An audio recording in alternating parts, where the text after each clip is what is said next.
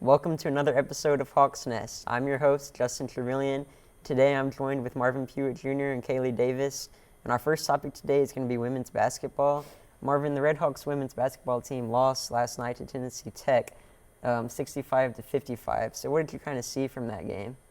Justin, Kaylie, they were led by Taylor Pewitt with 23 points, 4 rebounds, and 2 assists. But they did not shoot the ball poorly, and they also did not shoot the ball too well. And TTU just took advantage of the free opportunity that they got from the charity stripe, those free shots. And half of the Golden Eagles' points came from almost half of the Golden Eagles' points came from the free throw line. And so SEMO not shooting the ball as good as they could have shot, it really costed them. Mm-hmm. So this is a young team, so I think that we should remember that with more time, they're going to develop more and they're going to get more experience. Yeah, that's right. And looking ahead to their game this weekend against Morehead State, that's the only OVC team that the Redhawks have beaten this year. Marvin, what do you think needs to happen for them to get away with that win? Well, in their first game against Morehead State, I would say give Taylor Pewitt the ball. She led them in that game with 15 points, so I say give her the ball and let her do her thing. Yeah.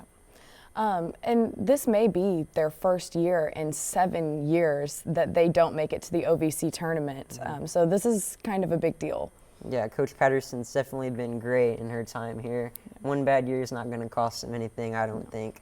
So looking ahead to men's basketball now, last night they also were defeated by Tennessee Tech 98-94, although Eric Reed Jr. did score 35 points and Manny Patterson put up a double-double. So Marvin, what did you kind of see from the men's side of the ball? On the men's side of things, they shot the ball well. They battled with TTU all the way down the stretch, but they just had too many turnovers at the wrong times, and too many at that time that costed them when the game came down to the wire. Yeah. And then Eric Reed, man, you got to talk about him too. He had a career-high 35 points through that game.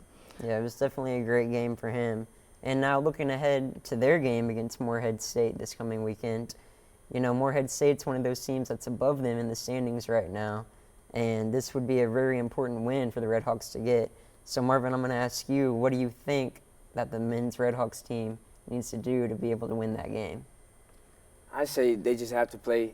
In their first game, when they lost against Morehead State earlier in the season, in the overtime thriller, they lost by 1 point. But they played great defense. They played outstanding defense. They shot the ball well. But, again, they just have to reduce turnovers. And they can even knock down more shots, Yeah, I completely agree. They had 17 in their last game, so they just really need to focus on shooting well and not turning the ball over. Yeah, that's an excellent point. And looking ahead to their bigger picture, they're kind of in the 4th spot in the standings right now. So if you look at that and you look at their games left against Morehead, Murray, teams like that, what do you think needs to happen for them to be able to maintain that 4th spot? Because, I don't really see them getting much higher than that. Yeah, Tennessee State, Austin Peay, and Tennessee Tech are nearly like one win away from jumping the Redhawks in OVC standings. And the game against Morehead State tomorrow and their final 2 games after that, there are must-win games for the Redhawks if they want to keep their 4th spot and not jump into either the 5th, 6th, or 7th spot and have to play teams like Mary State or Belmont or Morehead State again in the first round, which are outstanding teams. That's right, yeah. Yeah.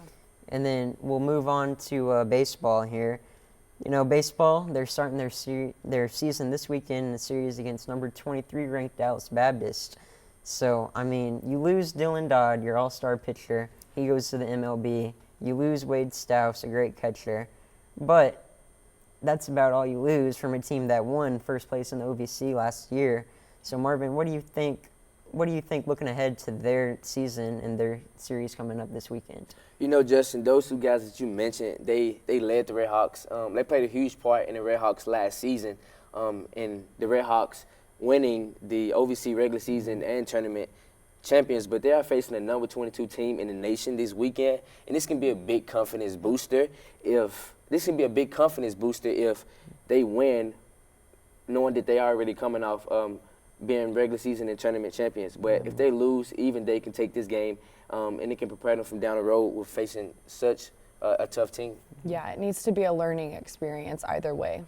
And now our next topic was going to be softball. So softball started their season last week in the Southeastern Louisiana tournament, and this coming weekend they're going to the Western Kentucky tournament.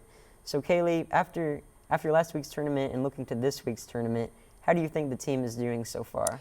Yeah, so last week they went 3-2 at the tournament, and then for this weekend, I really think they just need to focus on their strengths and weaknesses, being able to identify those points, and then go from there, figure out how they can strengthen their weaknesses, what their strengths are already, and just really play off of that for this coming weekend. That's a great point.